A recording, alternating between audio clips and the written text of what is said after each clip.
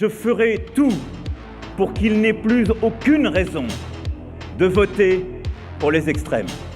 La politique sociale, regardez. On met un pognon de dingue dans des minima sociaux, les gens ils sont quand même pauvres. Je ne confonds pas les casseurs avec des concitoyens qui veulent faire passer un message. Vous savez pas qui...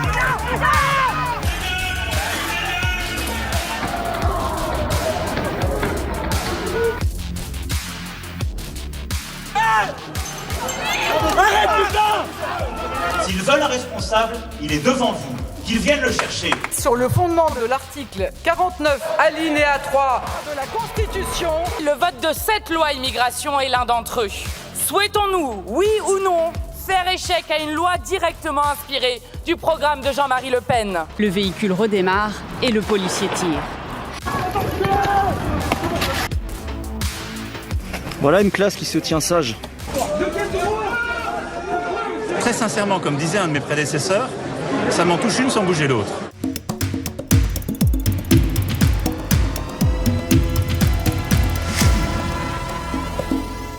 Tout le monde voyait monter l'eau de l'extrême droite. Moi, je ne veux justement pas donner les clés du pouvoir à l'extrême droite en 2027. Donc j'assume totalement d'avoir déclenché un mouvement de clarification. Et donc ces hommes-là, on les retrouve dans cette décision de la dissolution.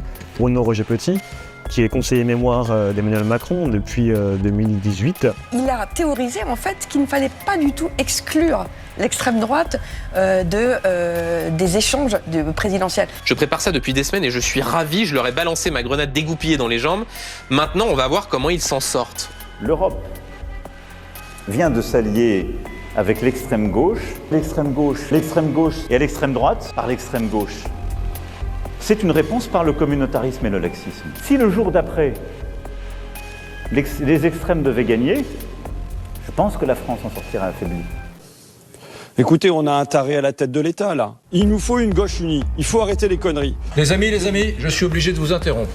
À la seconde même, je viens d'apprendre, oreillette, que ça y est, la réunion qui mettait en perspective ce projet de Front Populaire vient de se terminer. Pour moi, c'est un très grand choc et c'est une extrêmement mauvaise surprise. J'affirme ici, peut-être un petit peu avec François Calfon, que je mesure le mal qu'a fait Jean-Luc Mélenchon à la France depuis 2 ans. Il faut les 2 semaines qui viennent dire aux Français, lisez les programmes débiles de ces 2 extrémistes pour comprendre qu'on ne peut pas les cautionner. Ce qui m'a décidé, c'est quand j'ai vu cette alliance des extrêmes gauches. Aujourd'hui, notre défi, c'est de réussir à faire en sorte d'éviter que la France ne tombe dans les mains de cette alliance d'extrême gauche. Le premier danger pour la République, ce sont aujourd'hui les insoumis. Et puis de l'autre côté, à l'extrême gauche, c'est 4 fois pire en termes de coûts.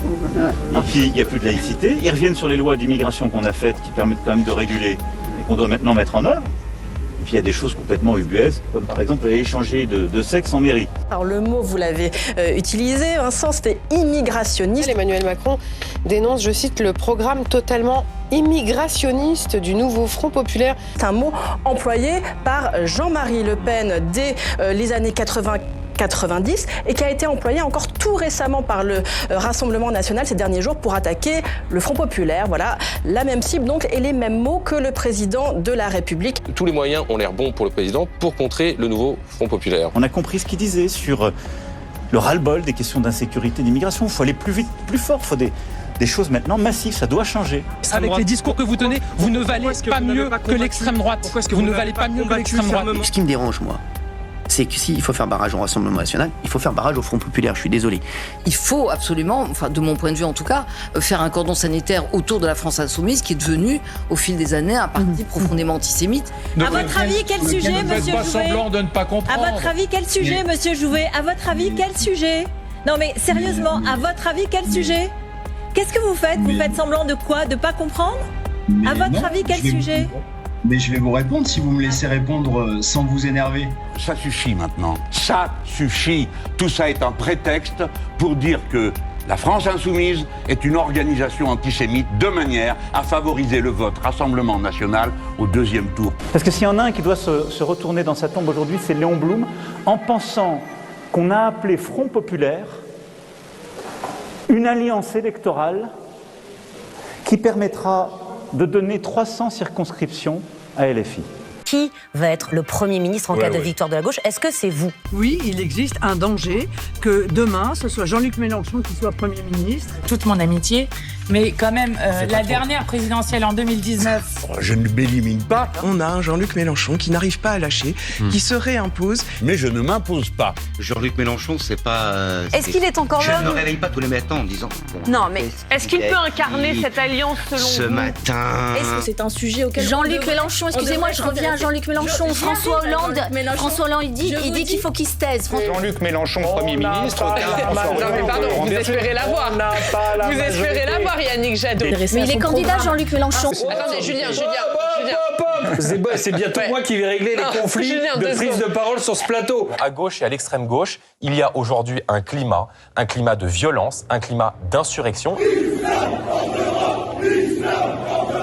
Regardez notre programme. Nous, on souhaite apaiser le pays.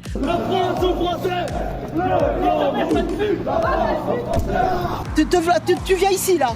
On t'a invité? Non? Tu dégages.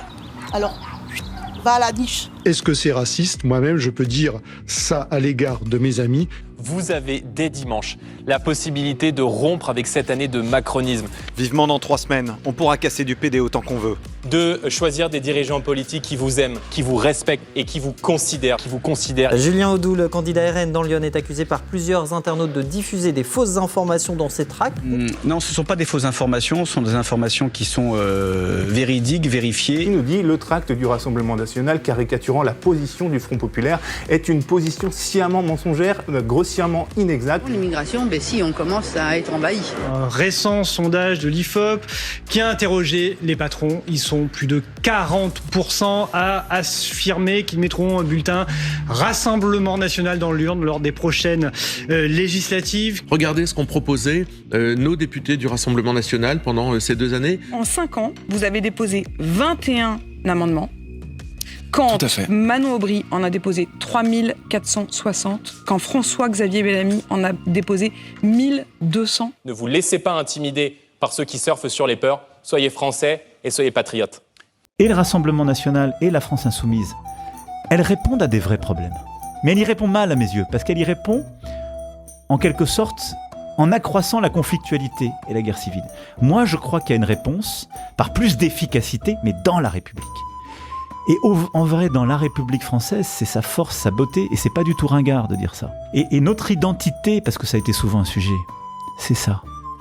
C'est-à-dire la France, je compare souvent ça, la France c'est un fleuve. Il y a plein d'affluents. Mais c'est un grand fleuve. Et c'est donc le RN qui arrive en tête de ces élections législatives avec 33% des voix. Conformément à nos principes et à nos positions constantes dans toutes les élections précédentes, nulle part nous ne permettrons au RN de l'emporter, et c'est pourquoi, dans l'hypothèse où il serait arrivé en tête tandis que nous ne serions qu'en 3e position, nous retirerons notre candidature. J'ai dit que le danger qui guette notre pays aujourd'hui, c'est l'extrême gauche avec laquelle vous avez fait alliance, monsieur Faure. Vous êtes en train de dire, de glissement en glissement, que finalement peut-être, il n'y a pas aujourd'hui de danger avec l'extrême droite et que demain, vous pourriez être le complément qui viendrait donner une majorité absolue si d'aventure le RN ne l'avait pas. Je le dis avec la force que l'instant appelle à chacun de nos électeurs. Pas une voix ne doit aller au Rassemblement national. Je considère par conséquent qu'aucune voix ne doit se porter sur les candidats du Rassemblement national, ni sur ceux de la France insoumise. Je combats le Rassemblement national, mais je ne vote pas pour la France insoumise. Je ne vote pas pour la France insoumise parce que la France insoumise a pris des positions qui sont contre la nation française. Parce que la France insoumise, c'est le communautarisme. Parce que la France insoumise, c'est l'antisémitisme. Que pour moi, la France insoumise est un danger pour la nation, comme le Rassemblement national est un danger pour la République. Vous pensez que les 9 millions de pauvres dans ce pays, que les gens qui ont vécu et pris de plein fouet leur politique, ça leur a pas demandé du courage d'aller voter pour en 2022 ? Mais ils savent pourquoi ils l'ont fait. Et donc, franchement, je suis atterrée. Vraiment. Ils ont choisi le déshonneur aujourd'hui. Ils auront le déshonneur et la défaite.